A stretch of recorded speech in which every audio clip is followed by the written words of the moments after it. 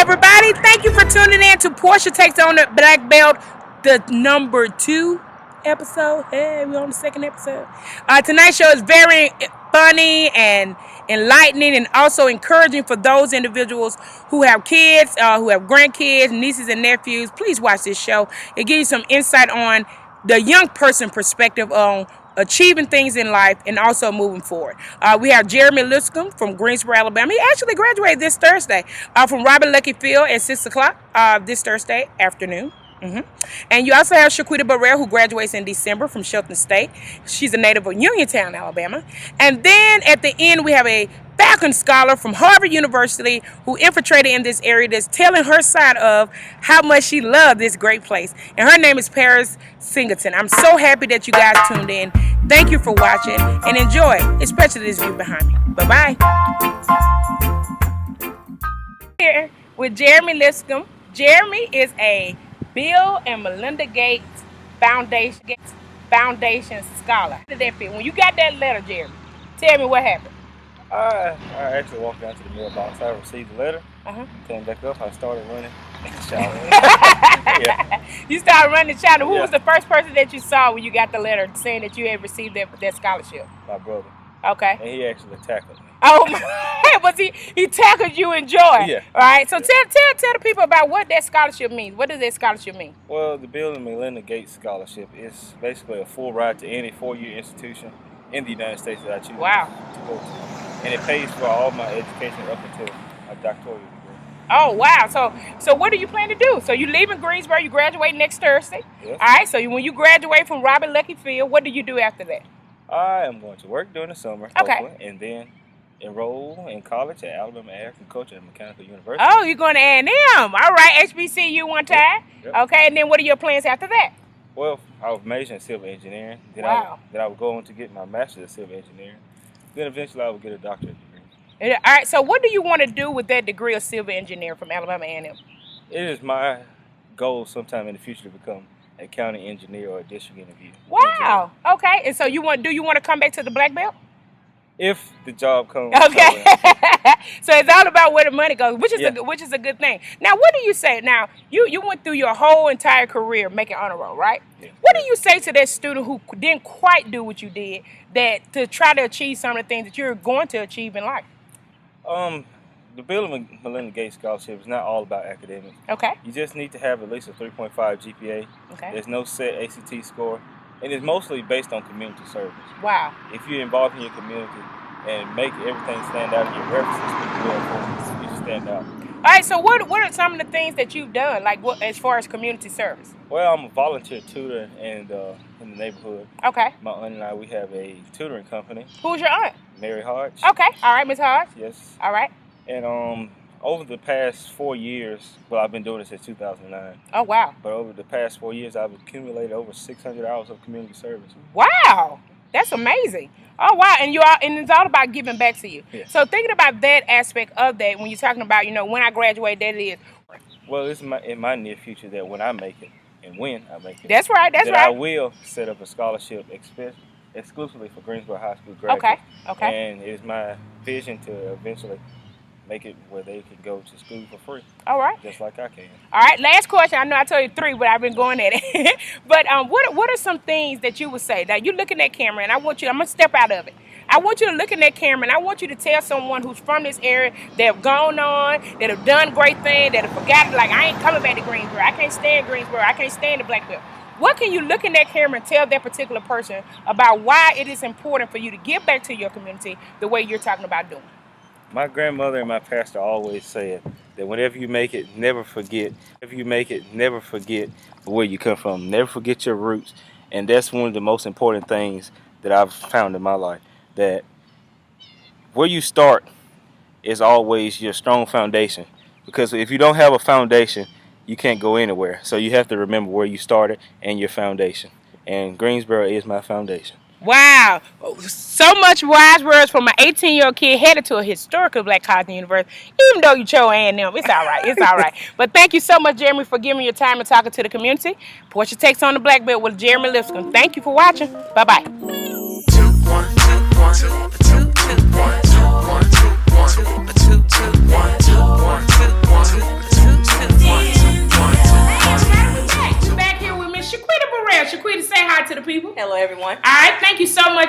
doing this interview with me tonight. I appreciate that. No problem. All right, so we are live here at Mount Olive, the same Olive that Pastor White spoke about last week. Just finishing up with mind practice and doing our service to the Lord. Hallelujah.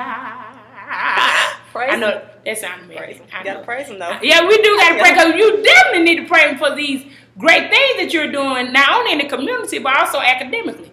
Now, it's my understanding that you got a 32 on the ACT. Correction, 34. Oh, excuse me. She made a 34 on the ACT. So just tell us a little bit about yourself. Well, I grew up in Uniontown, Alabama. Okay. I stayed there for 12 years before I moved to Tuscaloosa. Okay. And while I was in Tuscaloosa, I attended Northridge High School. After graduation, I joined the Mechatronics program through Mercedes-Benz. Wow. And I will graduate in December with my associates in industrial electronics. Wow, that's amazing. So tell us about, what is that job? What is that? So the program, let's talk about that program that you entered. Now, you made a 34 Right. on the ACT, which means it put you in the top percentile to compete for any scholarship around the world. Right. So talk about the scholarship that you turned down. You're going to pass up Harvard and Duke and Columbia University to go to Shelton State Community College for a 2-year program. Tell them, why did you make that decision? I personally didn't feel like bigger schools were for me. Okay. I felt like I needed that one-on-one with my professor, my instructor. And I honestly, when I came out of high school, I didn't quite know what I wanted to do. Okay. I wanted to do so much. It was so many options. And when I was presented with the program, it just kind of hit me, thank God. It was like, okay, well, this is what you need to do. This is where you need to be. So I remember going up to my supervisor after he presented himself and gave his presentation, and I said, I will see you in this fall. And here I am. Now, just listening to how the program goes, you competed against 3,000 people. Right. 3,000 people put in those applications, and here you are, out of 3,000 people, they only picked 30, and you made the 30 to get into that program, Yes. right? So that was competitive from the jump, right? Yeah, it was right. very competitive. All right, so one of the things that I found interesting is that you're going to be working at Mercedes. So Right. as soon as you graduate from college, JUCO, short for junior college. Right. So as soon as you graduate from JUCO, you going straight into the workforce, working with robots. Robots. Yes. So you're already going into your field of study, going from a 2-year institution. Yes. Wow. Pastor White talked about that last week on our show. He discussed, about the importance of getting a 2-year education and how quickly you guys would do. So tell the people, what happened? Are they replacing humans with robots? Yes, pretty much. You can go in any store, and you don't even see cashiers anymore. You're able to do self-checkout now. And that's nothing but a computer. It's a robot. Right. And you really need to be able to work on these things. When they break down, you're the one. Somebody has to fix it. That's right. So you really need to get into fields where you're actually needed. Wow. You know you're going to be needed Wow. for a long time, because robots are taking over. Right, they are are taking over. So what do you find exciting about what it is that you're going to be doing? You learn something new every day. Wow. It's never the same thing. And I enjoy that. You're Okay. always learning. You're always staying on top of things. And it's just really all about keeping your mind going. Right. Okay. So how long did you take to make that decision? Was this like an instant thing? You like, you know what? Bump going to a 4-year school. I'm going to a JUCO and make this bread. Like, how did you come about making that decision? It was honestly instantly. Wow. When Wade, he's my supervisor, Okay. Wade Smith, when he came to our school and he showed his presentation, I knew right then. I was like, okay, he's talking to me. This is Wow. definitely for me. Kind of like a pastor moment. Right. When the preacher be preaching to you, be like, Right. okay, You're like, God. he know my business. Like, Right. So I knew he was talking to me. Okay. I knew it, and I instantly said, okay, this is what I'm going to go do. Wow. Did you do any core curriculum, or did you go straight into the field of study in which you're going to be doing for the remainder of your existence? I had to go through an English class and a math class, and that was it. I didn't have to take a science class. I didn't have Wow. to take a history class. But from the jump, I did go straight into my study. I went straight into ACDC and blueprint reading, solid states, digital state. I went into all of the stuff that was going to help me in the future when I do my job. So I had to take a speech class. You only take about 4 different like core classes and I have to take a music class. Yeah, you gotta get so many lectures. Right. In. Okay. But as far as just what people think, history, science, math, English, I only had to take an English and a math.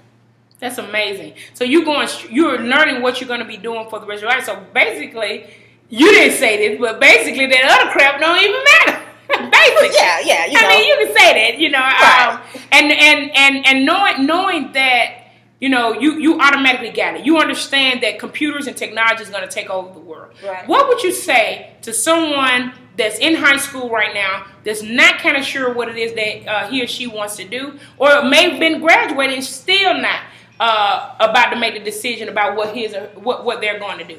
And then from there, be able to tell the people, look in that camera and say to that person, what?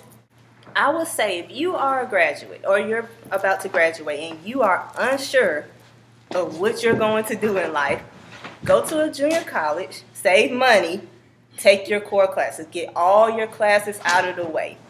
And during that time, take time to talk to people, network, and kind of figure out, do your research, basically. Figure out, okay, this is what I really like. Now, will this secure me in a job? And when you answer that question, sometimes you have to go and try to find something else that might, you might like it, but it's not your first choice, but you have to look into it. I'm not saying dismiss your first choice, but say, okay, what about my career? What do I want ultimately out of life? And you taken care of. So that's what I would tell any upcoming graduate or somebody who has graduated recently. Well, those are wise words from such a young person who's getting ready to be making millions. Give me some of that money, Queen. I got you covered. Well, I definitely appreciate you taking this interview and talking to the young people, because this episode is just about school and staying focused and getting a job post graduation, but also being able to do something that you feel proud of doing every day. And it seems like that's what you're getting ready to do. I am. All right, I'm so happy. Portia takes on the BlackBelt with Shaquita Burrell. Thank you so much for watching. See you next time. 'Tis so sweet to trust in Jesus, just to take him at his word, just to rest upon. Alabama. We're still in Greensboro, Alabama today, and I'm here with Miss Paris Singleton. Paris is one of my volunteers for my organization, but she's also been doing some things. Tell the people what you've been doing since you've been here. So I work at a nonprofit in the area. We work with spectrum of people in Greensboro. We work with elderly individuals. We work with kids, and basically we just work on improving community health, physical health, mental health, spiritual health in any way that we can. Okay, and how long have you been in this area? For about a year. I arrived in June. Right. Okay, so you left beautiful Detroit, right? All right. So you left Detroit, and then you drove here. You got to Greensboro, and what was your first impression? I was like, oh my God, there's so much green everywhere. I was like, oh my gosh, Greensboro has 3,000 people, right. But I'm used to being in a metropolitan right. urban area, and so I was like, wow, this is really quiet right. too. Right. And so at first I was like, what did I just say? My parents were looking at me and they were like, you can leave right. anytime you want to. But I wanted to stay. I really wanted to get the experience of being in a truly rural environment right. in comparison to the urban places where I lived beforehand. And I really enjoy being in Greensboro. Well, good. I like the quiet. I don't like the rude people right. everywhere. I like the fact that you're in a small community, so right. you know a lot of people, and you walk down the street and you know 5 people and you can say hi. Whereas in a city, you walk down the street and you avert your eyes because you don't want to talk to the person. Right. So I really grew to like Greensboro. Okay. Now, one of the things that, I know you were told, this is a rural area. They're very high poverty. They're uneducated. What are those myths that you were taught compared to what you found out once you got here? Well, I really had no idea what to expect since right. I've never been to Alabama beforehand. And while there is poverty, I think that's something that I wasn't expecting. It's just that people are so accepting and kind here. Right. And like, even though there is poverty, it's like, I just don't know how to explain it. It's like not as bad or as like destitute As they made it seem. people made it seem. Absolutely. Like for instance, I worked a lot with homeless people in Boston. Right. And so you see a lot of people like without homes. Like some people like run the threat of freezing to death when it's like so cold outside. And even though there are homeless people here, it's like not the same here. Like people do have a place to go to because they are so kind, and there is a very good support network in this area. Right. And so I think that like through support, like people help each other out. Right. You know, and I wasn't really expecting that when I came down here. Right. So you actually feel love here in the Black Belt. I do.